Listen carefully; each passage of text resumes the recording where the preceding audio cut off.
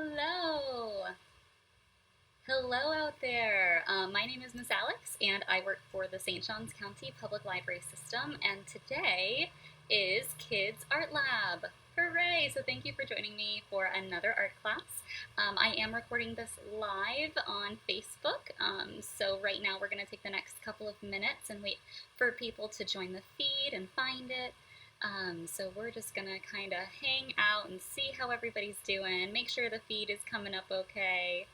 So let's see. Has everybody had a nice week so far? I do hope so. Let's see. Okay, we seem to be connected. Friends seem to be joining us. Hello. If you would like to go ahead and put your name in the comments, I can say hello to you. What have you been working on this week? Have you made any art? I would love to hear about it if you don't mind sharing. I have been doing my watercolors like normal. I've been trying to do that every week if possible. I also spent some time working on the art project I'm going to talk to you about today. This art project took me a little bit longer than they normally do, and I used a different medium than what I am used to. So I hope you guys enjoy it as much as I did. Working on it ahead of time. So let's see, we are going to be talking about Augusta Savage today. She is really, really amazing, interesting. I can't wait to tell you more about her. But for those of you who are using Read Squared, our online summer reading program, you can get points for attending programs such as this. You will need a secret code though. And the secret code for today for this program is AugustFun05. AugustFun05. So you can use that code and get points. You can also log points for reading too. So let's see.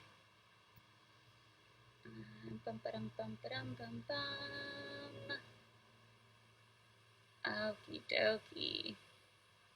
I'm not seeing anything come through just yet, but it looks like everything should be okay. I'm gonna just check one thing on my phone to make sure we are good to go. Okay. It looks like we are. Oh, here we go. Sorry about that. I was missing your comments. Christian, Sophia, Isabella, hello. Oh, you made a turtle with watercolors and you painted seashells. How cool is that? What did you do with the seashells after you painted them? Did you hide them somewhere or use them to decorate a room in your house? Oh, I love it, guys. Yay. Thank you for watching, Christian and Sophia and Isabella. Wonderful. Okay. And you know what, guys? It is after 3 o'clock, so it is time for us to start. I'm going to go ahead and pop over to our presentation now. Okay, lovely. So Augusta Savage. This is Augusta Savage. She was born in 1892. She passed away in 1962. She was a sculptor and a teacher as well as an activist. So Augusta actually grew up not too far from here at all in St. John, well, almost in St. Johns County, in Clay County, not far away. She was born February 29th, which means she was a leap year baby, in 1892 in Green Cove Springs, Florida. Have any of you been to Green Cove Springs before? Let me know in the comments if you've been there. It's not very far away. When she was a kid, she sculpted animals from the red clay that she found in her neighborhood. So that's going to be a theme, using the materials that are available to you to create art. And she was the 7th of 14, that's 1-4 children. So unfortunately, her father didn't approve of her making art when she was growing up, so she was punished for it. But a teacher at school saw how talented Augusta really was and fostered that and allowed her to grow as an artist. And that took her to the career that she had.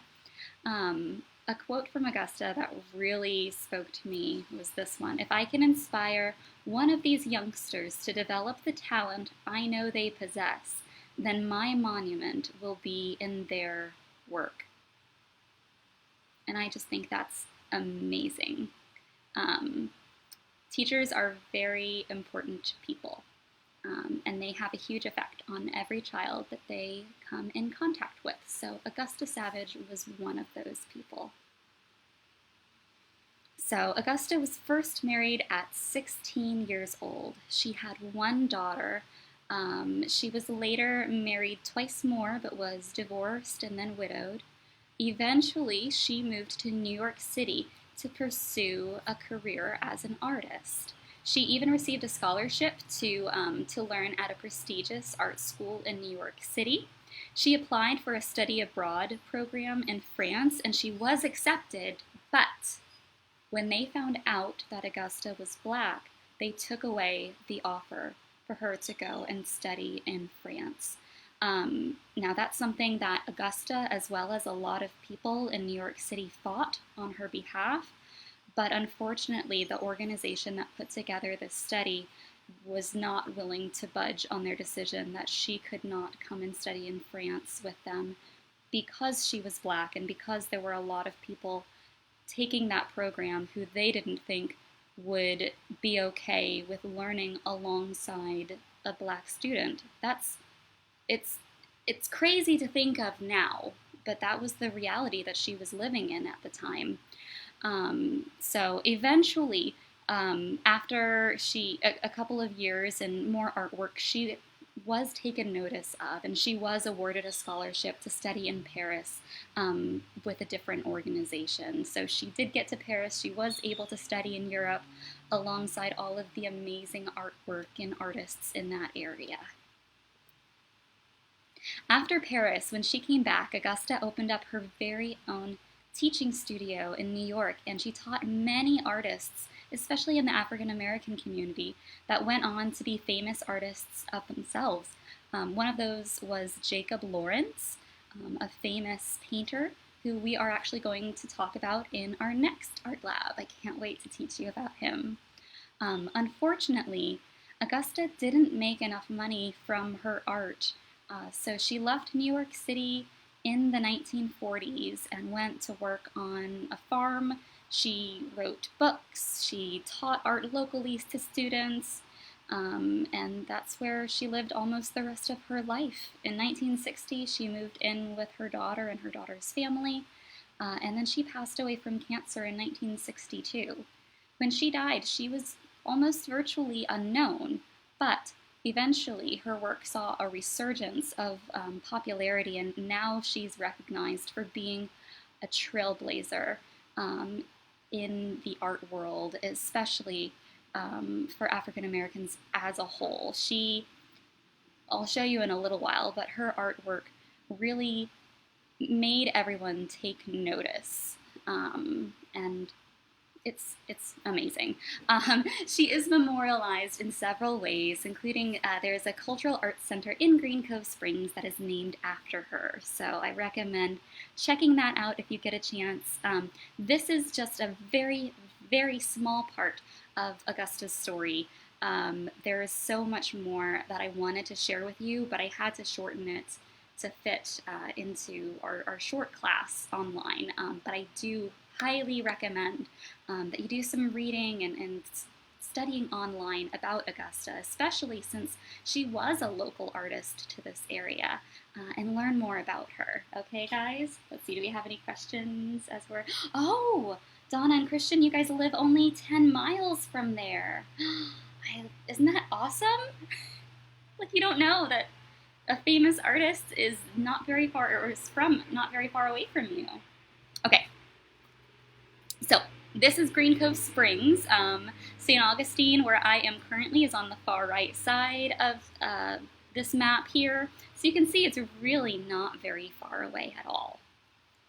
She did move to Harlem in New York City, which is on the upper right-hand corner of this map here. And that is where she spent the majority of her career as an artist. Okay, so the Harlem Renaissance. Augusta Savage became a huge part of the Harlem Renaissance, along with many other artists at the time. It was a time during the 1920s and 1930s where there was an explosion of African American arts and culture. It was kind of, it trickled down to many other places, but it really took root in Harlem and began in Harlem. So there were a lot of amazing artists that came out of that movement. So definitely check out more information on the Harlem Renaissance. We've got quite a few books and resources available on that if you want to do some further reading on it.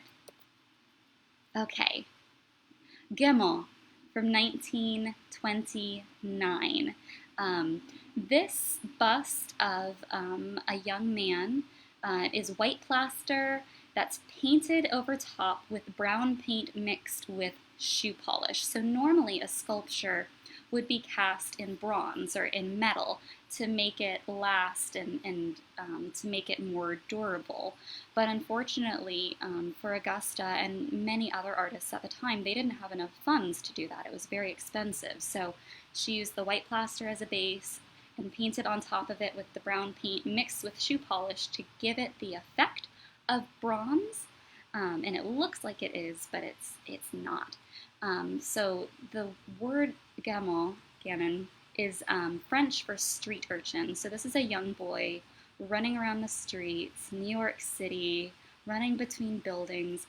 And the reason why this bust is from here up, is so important is because it was one of the first times that a black child was really portrayed as beautiful in art and not just a stereotyped image.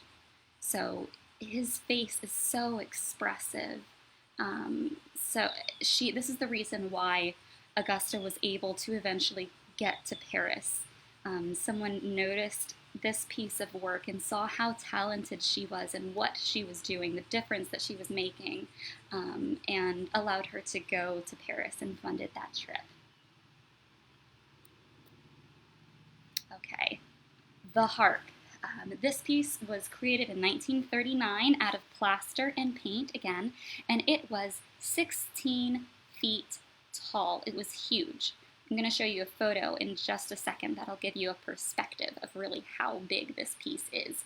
It was commissioned for the 1939 World Fair.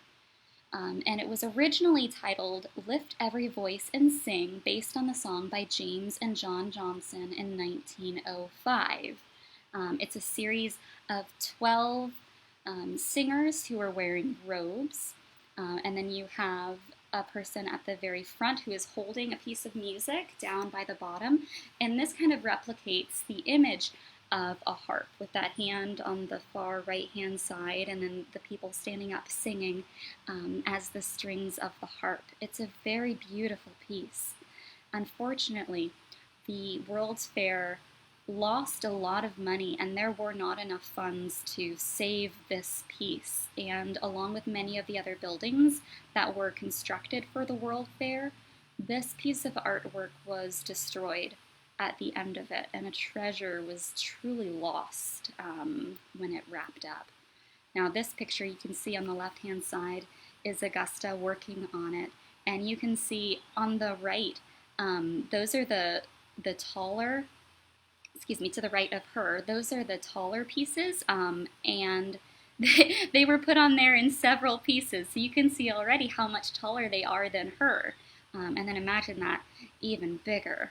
And you can see the size of the hand on the left-hand side, part of the piece that she's working on right there. Kind of gives you an idea that it's huge. The right-hand side is a souvenir that still exists that replicates the piece of art. It's not exactly the same as what she created, but it is at least still available for us to look at. And appreciate, since we don't have the real art to look at anymore. Okay. In 1942, she created this portrait of a baby. It's a small piece, but it's reminiscent of the red clay that she worked with when she was a child. This is made from terracotta, and it's so beautiful. there's a very clear expression, and you can see how clear and how expressive the baby's eyes are in this piece too. It's just beautiful.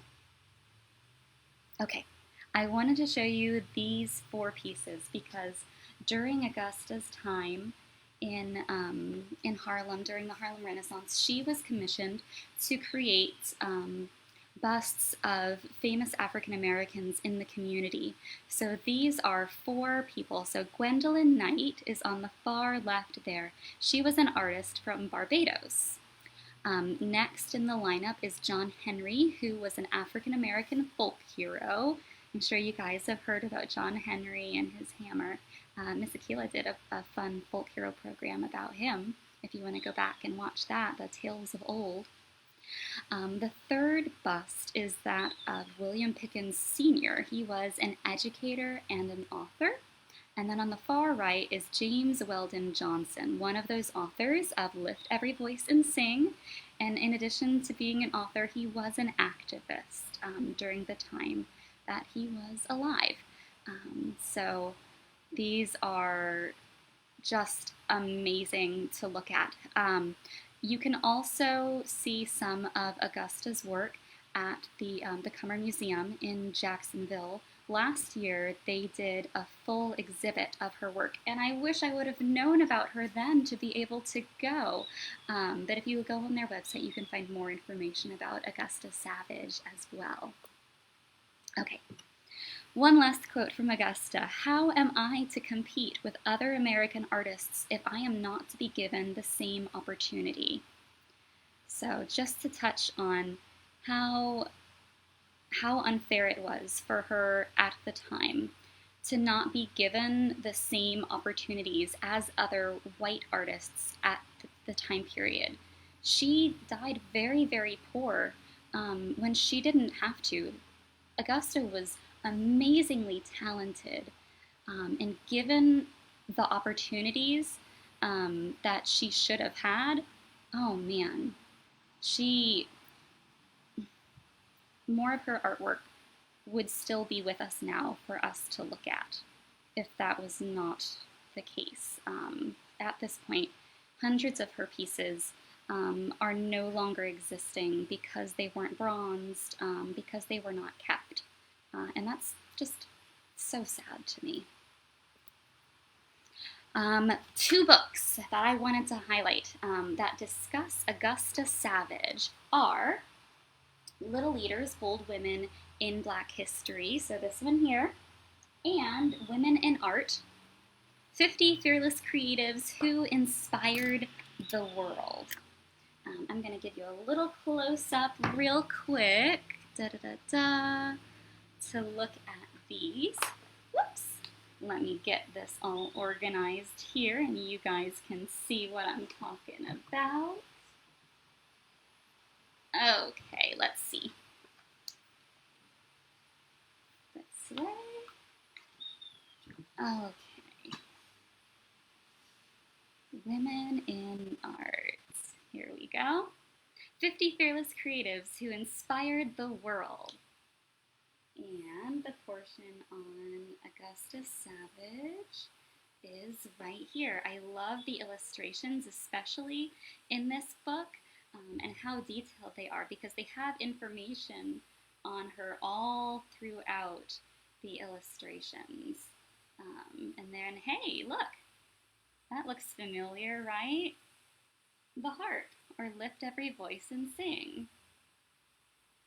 The other book is Little Leaders, Bold Women in Black History.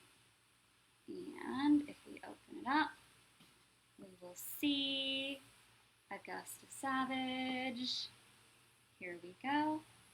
1892-1962, educator and sculptor.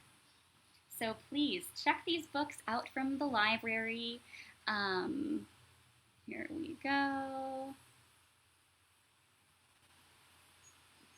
Look her up online as well. We do have some resources on our databases that you can use to learn more about her too. Okay, we're gonna make some art now. Let's go ahead. We're gonna do some DIY figure sculptures. So using materials that I am sure you already have at home, we are going to create our very own sculptures. We're gonna be using foil, paper, glue, and water. You can also use paint after you're done if you would like to make it look like it is bronzed. So let's go ahead and swap over real quick again.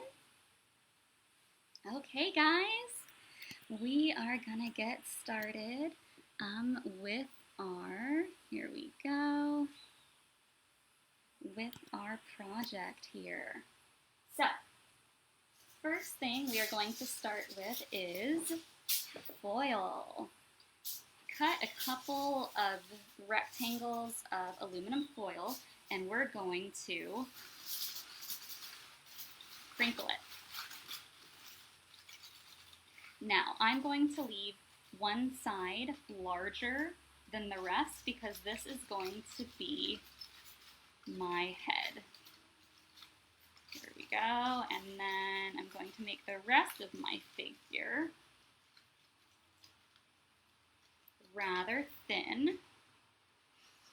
So I've got my head, and I've got the rest of my body. I'm going to make a defined neck right here. And it's okay if it looks a little skinny right now because we are going to put material over top. Okay, so I've got a head and I've got a body. And I'm going to set that aside. I'm going to take another piece of aluminum foil and crinkle it up. And these are going to be my arms. So I'm going to make them thin in the middle. And then I'm going to create some little balls on the end to be hands. So there's one. Wrist, arms, and hand on the other side. Make the wrist more defined there. Okay. So imagine body in the middle. These are going to be my two arms. And I'm going to set that aside. And finally, my third piece of foil, and I'm going to crinkle, crinkle, crinkle, crinkle, crinkle.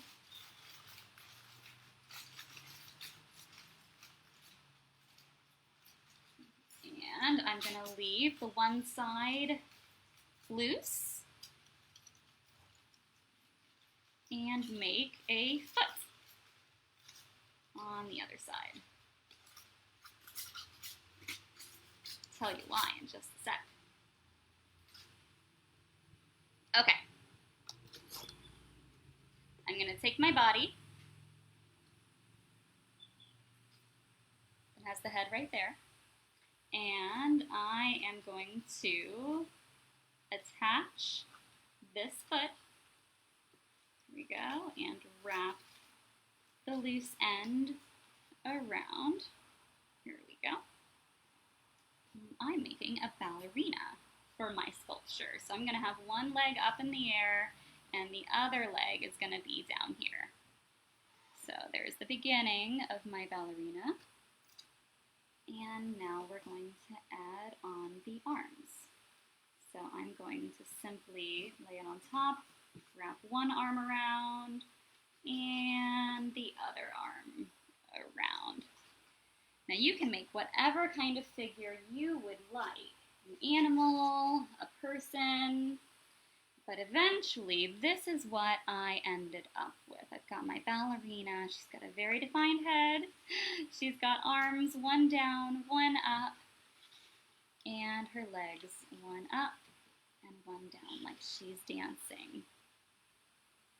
So that's going to be the base for our sculpture. So we're going to set her aside for now. Next, we're going to need some paper because we are going to be paper macheing our sculpture. I'm using napkins because we had some left over, but you can really use any kind of paper you have available. If you have newspaper, Kleenex even works, napkins, normal paper. Go check out your recycling and see what works. We definitely want to reuse things we already have. I am going to cut my paper down into strips so that they are more easily used. I can wrap them around my sculpture. Okay, and set those aside. So I've got a whole bunch right here to pull from. Then we need to get our paper mache mix ready. We're going to be using Elmer's glue and water. I did about, maybe 2 parts glue, 1 part water. That worked out pretty well, and you mix it all together until it's a gloopy paste. Then we take our strips of napkin. There we go. And dip it into our glue. Make sure you remove the excess so it's not just drippy, drippy, drippy, drippy. And you will begin to wrap it around your sculpture. Here we go. We want to do thin layers at first because we don't want it to become too heavy. So carefully wrap, there we go. Carefully wrap the paper around your statue. It's nice that the aluminum foil is so lightweight, so it makes it pretty easy to move around. And you can squeeze out some of the excess liquid as you go along. Here we go. So we'll just continue to dip our strips of paper, wrap them around our figure, going all the way up to her head. You let that dry for about 24 hours or until it's no longer sticky. And you can go in and touch up with additional strips of paper where it's a little bulgy or where it needs some more coverage. Cover the entire piece in one more layer of glue and water mixture in here to make it a little bit glossy, and you will end up with, here we go, a figure that is completely covered. Now I started painting mine. I am just using an acrylic paint to go over my paper mache. I am going to use some glossy Mod Podge to finish her up so that she does look shiny and beautiful and like she is bronze. And even more exciting, I found some tulle. Tulle. I found this wispy, pretty material that I can recycle and use as her tutu for my ballet dancer. So not only is she going to be pretend bronzed, but she will have her own real tutu around her midsection. What do you guys think? She's still a little wet right now, but I'm going to wrap that around there. Oops, she's upside down for you guys. There we go. I'm going to wrap it around her middle so that she has a lovely tutu atop her sculpture. Now I know this was really, really fast, but I hope you got an idea of a fun project that you can do at home, inspired by Augusta. I'm going to finish up my sculpture and post a photo of it when I'm finished. So I hope you guys enjoy it. I hope you do some of this at home as well, please take pictures if you do and tag us in them. We'd love to see what you're doing at home. And again, if you are using Read Squared, our online summer reading program, our secret code for you to get points for today's program is AugustFun05. Thank you guys so much for joining us today, and have a great